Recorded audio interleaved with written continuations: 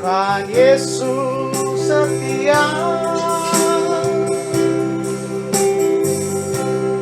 Dia sahabat kita.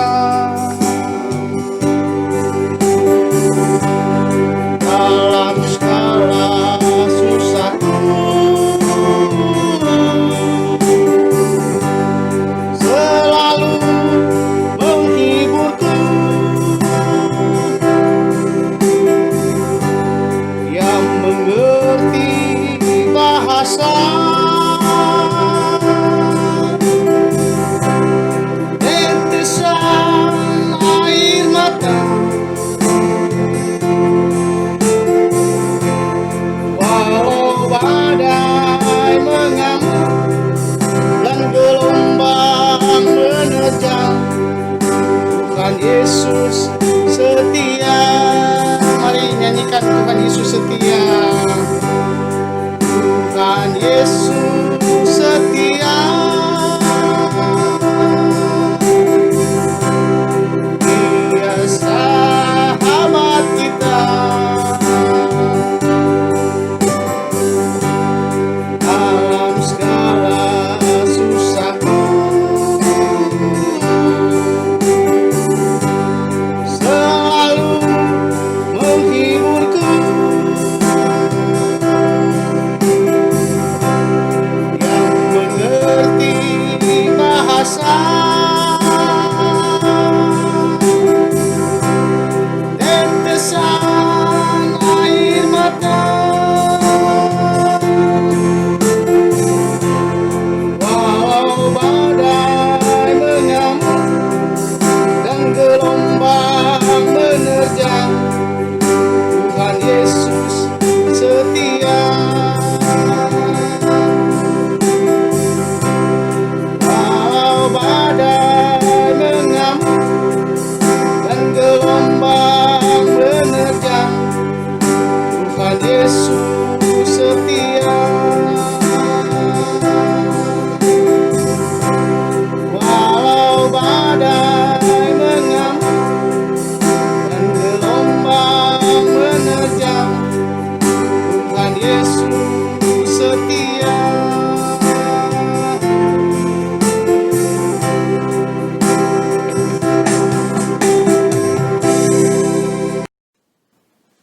Puji Tuhan, pada hari ini kita akan menerima firman Tuhan. Namun sebelum itu kita terlebih dahulu berdoa dalam kita menyambut firman Tuhan, supaya Tuhan membukakan hati dan mengisi rahasia-rahasia firman Tuhan itu dalam hati kita. Mari kita berdoa. Bapa di surga, tiba saatnya Tuhan kami akan membuka hati kami untuk mendengarkan firman Tuhan. Kami percaya firman Tuhan adalah kebenaran yang mengisi setiap sendi-sendi kehidupan kami, dan kami akan kuat karena firman itu ada dalam hati kami. Kegoncangan-kegoncangan yang coba-coba merampas hidup kami, biarlah firman Tuhan itulah benteng hidup kami, untuk kami benar-benar melawan dan memperjuangkan hidup ini lebih dekat lagi dengan Tuhan berdasarkan firman Tuhan. Terima kasih Bapa, urapi hamba-Mu. Kami sambut firman-Mu dalam nama Yesus. Haleluya. Amin. Puji Tuhan, saudara-saudara yang kasih di dalam Tuhan. Pada kesempatan ini kita akan menyoroti perjalanan kehidupan seseorang dalam Alkitab.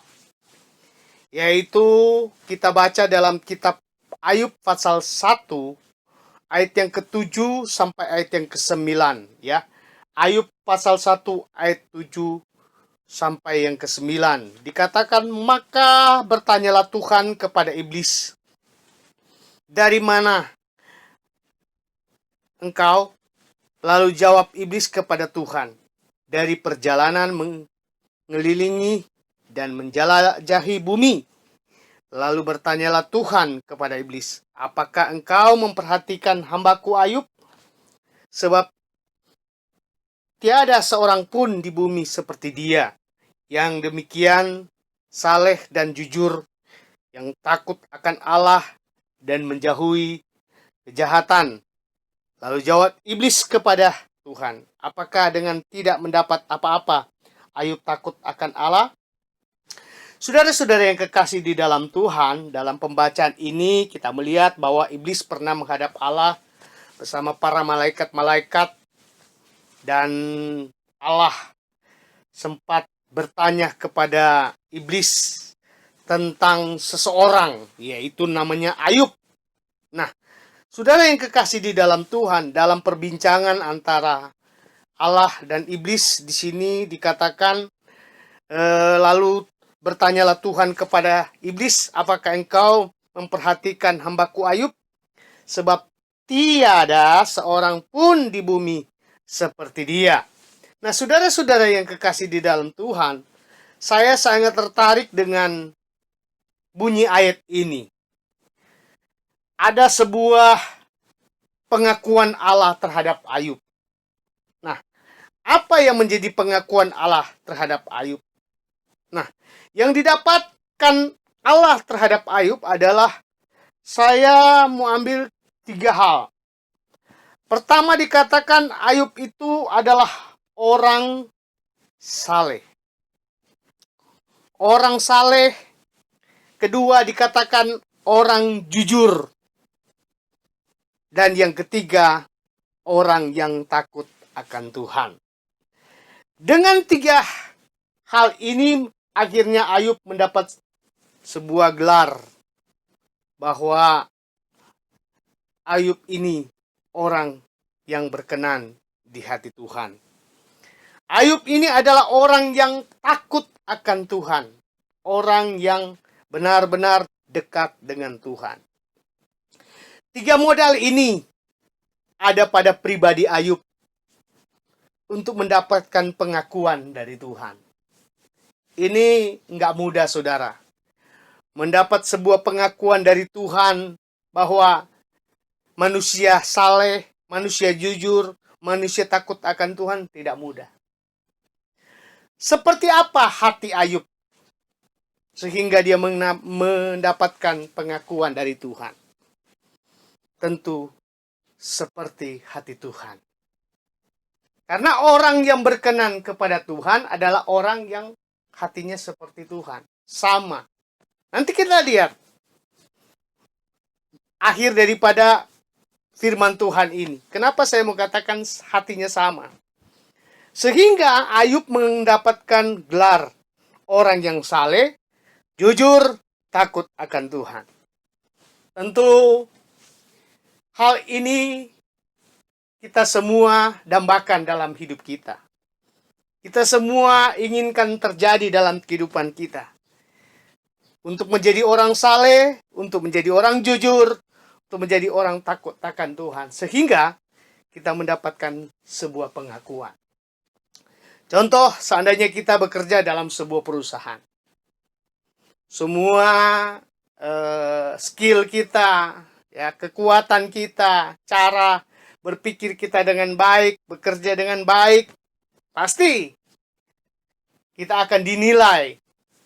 Kita akan diberi penghargaan oleh bos kita ketika kita menunjukkan cara kerja kita yang berkenan kepada bosnya. Ini satu gambaran saja. Mungkin seperti itu. Tapi penilaian Tuhan di sini adalah sebuah penilaian yang murni. Penilaian yang luar biasa, ya. Tidak sama seperti penilaian yang ada di dalam dunia ini. Penilaian dunia terkadang kalau Anda bisa memberi apa, kalau Anda bisa melakukan sesuatu yang menyenangkan daging, pikiran manusia, sehingga mendapatkan sesuatu, ya, mendapatkan balasan. Tapi Tuhan tidak. Tuhan melihat hati dan pikiran, ya, pikiran, hati pikiran daripada Ayub, sehingga Tuhan mengatakan Ayub adalah orang saleh dan orang jujur, juga takut akan Tuhan. Saleh, saya baca dalam sebuah kamus. Memang jarang ditemukan dalam Alkitab, ya. Ini di kamus Alkitab. Yang lebih suka digunakan adalah kata dalam Alkitab, yaitu orang beriman atau orang benar. Namun saleh ini menggambarkan kehidupan yang diperkenan oleh Allah. Ya. Dengan kata lain berarti orang ini adalah orang yang beriman, orang yang benar. Nah itu. Sehingga dikatakan dia orang saleh. Itu yang pertama, saleh. Dalam kamus besar bahasa Indonesia, ya KBBI, orang yang sungguh-sungguh. Ini orang saleh dikatakan orang yang sungguh-sungguh taat. Orang yang sungguh-sungguh taat. Jadi orang saleh dalam kamus bahasa Indonesia adalah orang yang sungguh-sungguh taat. Artinya ketaatan itu tiada batas. Apa yang dilakukan Ayub terhadap Tuhan, terhadap perintah Tuhan, benar-benar dia lakukan dengan hati. Dengan sungguh-sungguh kepada Tuhan. Itu dikatakan saleh. Lalu kedua dikatakan Tuhan, Ayub itu adalah orang yang jujur. Ini menunjukkan sifat sebetulnya ya. Ini menunjukkan sifat seseorang ya, atau sifat manusia. Karena kejujurannya dilihat daripada cara berpikir, ya, cara bertindak, ya. Dan banyak hal lagi yang mengukur kejujuran itu.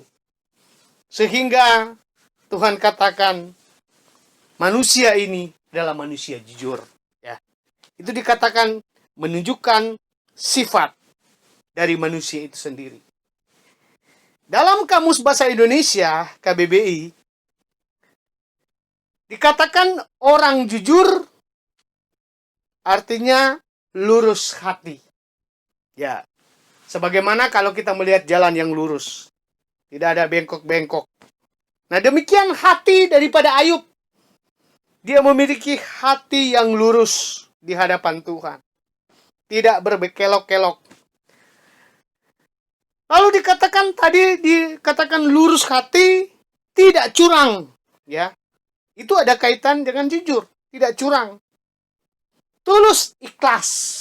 Nah, ini dikatakan arti jujur, lurus hati, tidak curang, tulus ikhlas. Itu yang kedua. Lalu yang terakhir, pengakuan Tuhan terhadap Ayub adalah takut akan Tuhan. Nah, ketiga poin inilah yang membuat hati Tuhan dan mengatakan dari mulut Allah sendiri bahwa Ayub ini adalah orang saleh, jujur, dan takut akan Tuhan.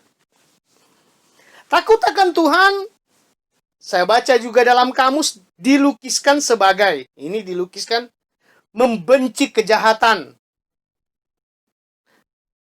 Lalu, kata takut akan Tuhan, dan kalau kita praktekkan, itu ternyata adalah sebuah atau sesuatu yang berharga. Takut akan Tuhan itu adalah sebuah barang yang berharga. Ya, saya mau contohkan barang saja. Nah, orang yang takut akan Tuhan memiliki kata takut akan Tuhan dalam hidupnya itu luar biasa. Dihargai oleh Tuhan. Diberikan reward oleh Tuhan. Orang yang takut akan Tuhan sesuatu hal yang berharga. Orang yang takut akan Tuhan dikatakan hormat. Artinya dia tunduk, ya. Ini masih di dalam takut akan Tuhan. Pengertiannya orang yang suka menghormati. orang yang menghormati sesuatu yang lebih tinggi. Ya. Ayub benar-benar dia menghormati Tuhan. Dia menghormati kekuasaan Tuhan. Dia menghormati perintah Tuhan. Dia menghormati apa yang Tuhan nyatakan dalam kehidupannya. Dalam kamus bahasa Indonesia, saya ambil semua ini supaya mendapat penjelasan lebih baik lagi. Orang yang takut akan Tuhan yaitu takwa, segan, hormat kepada Allah. Ini orang yang takut akan Tuhan, yang dikatakan tadi. Saudara-saudara yang kekasih di dalam Tuhan, tentu dari 3 perkara yang kita sudah dengar tadi, itulah yang didapat oleh Tuhan di hati Ayub. Itulah yang didapati oleh Tuhan dalam pikiran Ayub. Itulah yang didapati oleh Tuhan dalam tindakan, sikap, kejujuran daripada Ayub.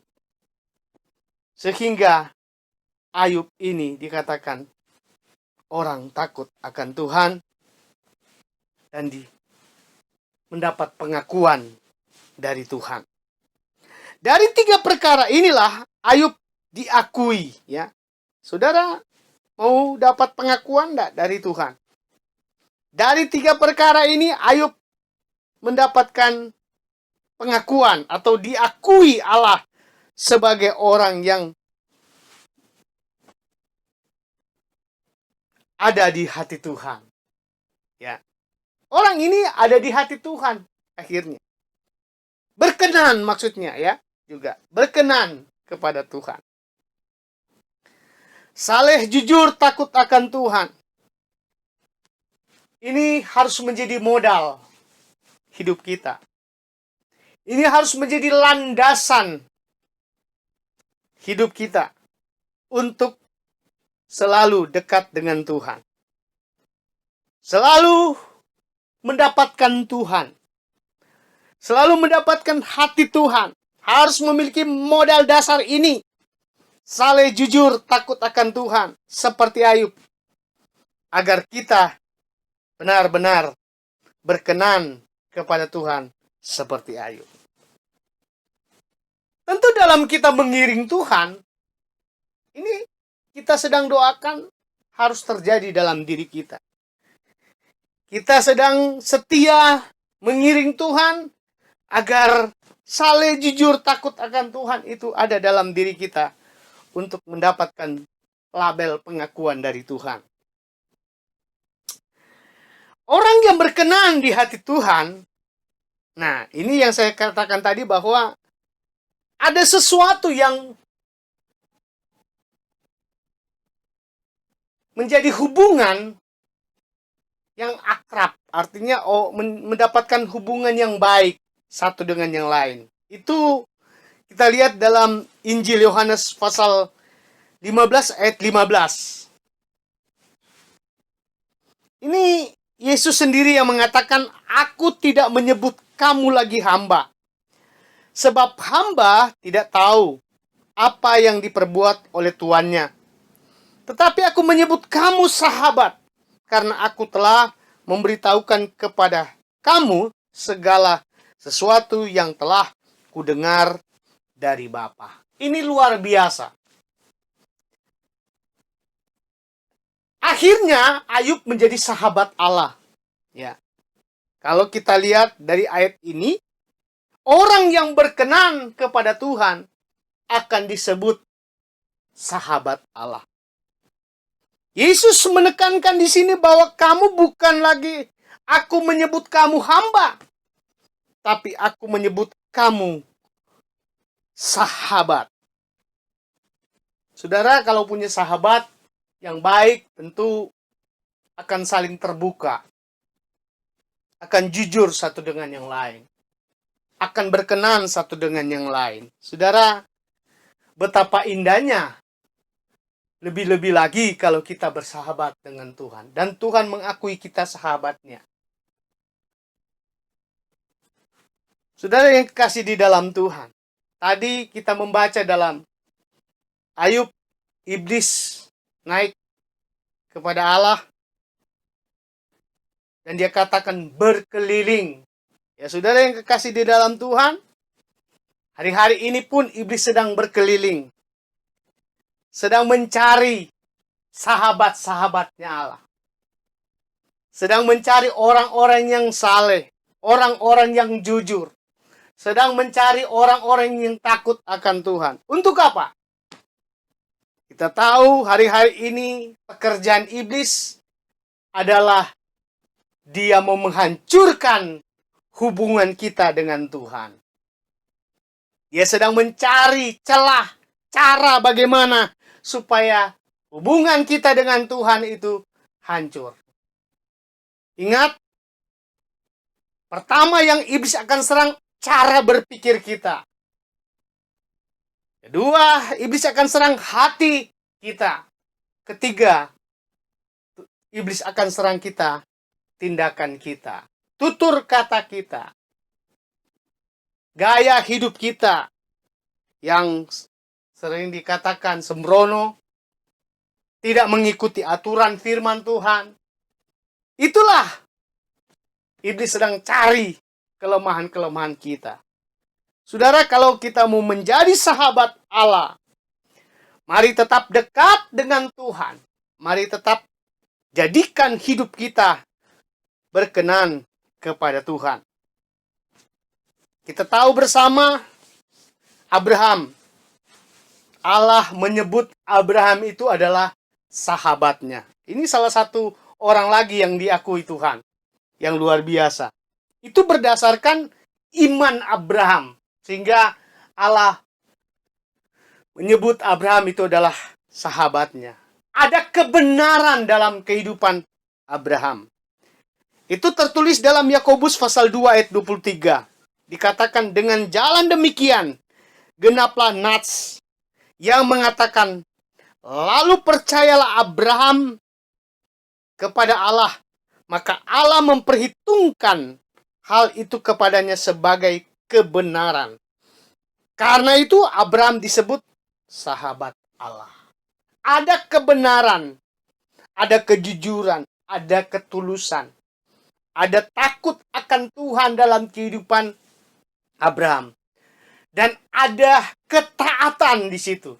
Ingat waktu Allah meminta kembali anaknya satu-satunya ya Ishak dipersembahkan kepada Tuhan, Abraham tidak menahannya. Abraham menurut saja melakukan. Namun Ishak tidak sampai dikorbankan, Allah menggantikan domba untuk dikorbankan sebagai pengganti Ishak. Saudara yang kekasih di dalam Tuhan, semua tindakan sikap daripada Abraham dikenan Tuhan. Saudara, ini harus menjadi bagian kita. Setiap sikap, tindakan, tutur kata kita harus dikenan oleh Tuhan. Memang, kiri kanan, muka belakang seringkali mengganggu pikiran kita.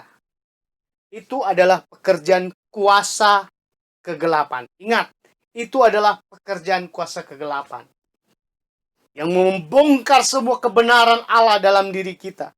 Membongkar semua apa yang Tuhan sudah bentuk dalam kehidupan kita. Saudara, apa yang Tuhan sudah adakan bentuk dalam hidup kita, jangan lagi sampai terbongkar. Pertahankanlah, tetaplah di dalam Tuhan. Lawanlah setiap pekerjaan kuasa kegelapan dalam Efesus pasal 6. Lawanlah semua gerakan-gerakan iblis ya yang merusak hubungan kita dengan Tuhan. Supaya di situ kita akan melihat kemenangan kita akan peroleh dan kita akan disebut sahabat Allah. Amsal pasal 17 ayat 17. Seorang sahabat menaruh kasih setiap waktu dan menjadi seorang saudara dalam kesukaran. Saudara, tentu kalau kita mau bersahabat dengan Tuhan, Allah tahu apa yang Allah mau kerjakan buat kita. Allah tahu persis keadaan kita, susahnya kita, senangnya kita, sedihnya kita. Allah tahu. Allah maha melihat, malah maha mendengar sahabat-sahabatnya sedang berdoa, sedang merintih. Apakah kita menjadi orang yang selalu berseru kepada sahabat kita, yaitu Allah? Seorang sahabat menaruh kasih setiap waktu. Ini yang harus kita lakukan.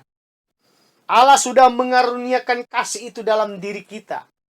Dan seharusnya kita kembalikan kasih itu. Dengan kata lain, kita mengasihi Tuhan setiap hari. Kita mengasihi Tuhan dalam setiap waktu. Dan menjadikan seorang saudara dalam kesukaran. Artinya, setiap hari kita mengasihi Tuhan, kita menjalankan perintah Tuhan, maka kita akan melihat Tuhan atau karya Tuhan akan selalu terjadi dalam kehidupan kita. Ingat kehidupan Ayub, bahwa semua proses perjalanan, penderitaan, kesukaran, gelombang, tekanan perasaan, bahkan banyak yang hilang dalam kehidupannya. Ya, kalau saudara baca pasal-pasal selanjutnya dalam pasal kitab Ayub ini, Ayub banyak mengalami cobaan. Tapi dia teguh, dia kuat, dia selalu bersandar kepada Tuhan.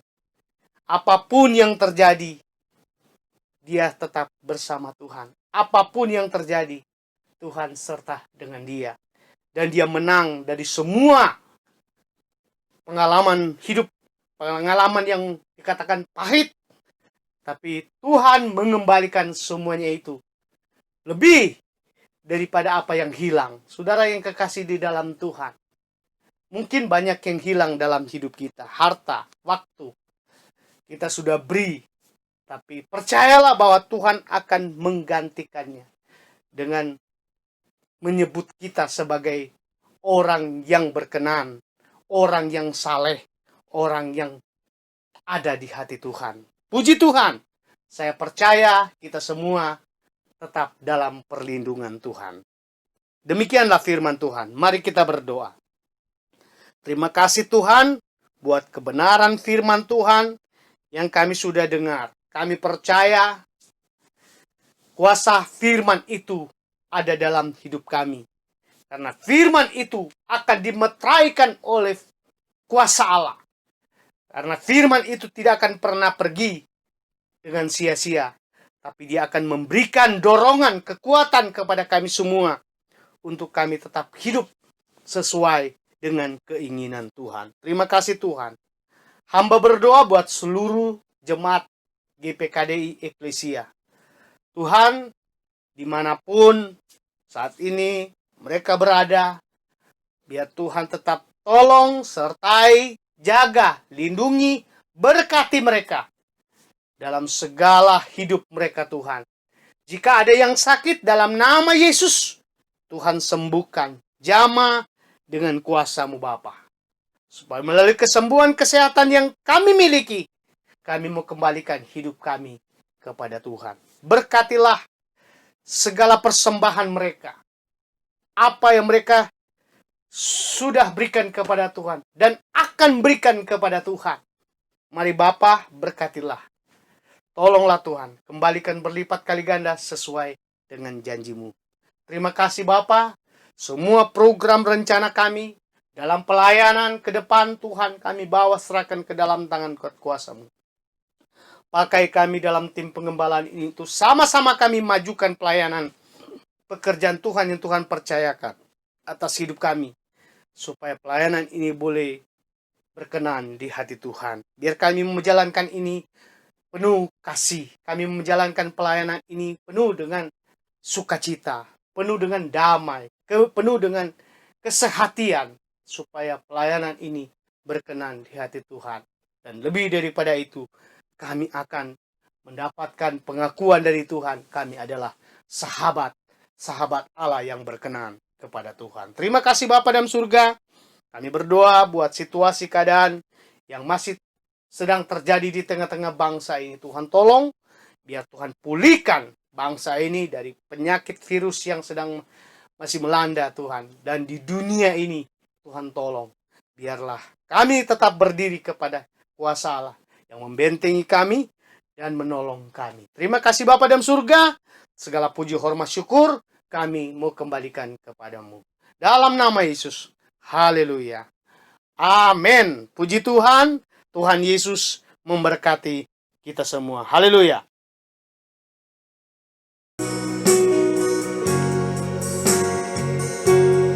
Hidup ini adalah kesempatan. Hidup ini melayani Tuhan. Jangan sia-siakan apa yang bukan. Hidup ini hanya sementara. Hidup ini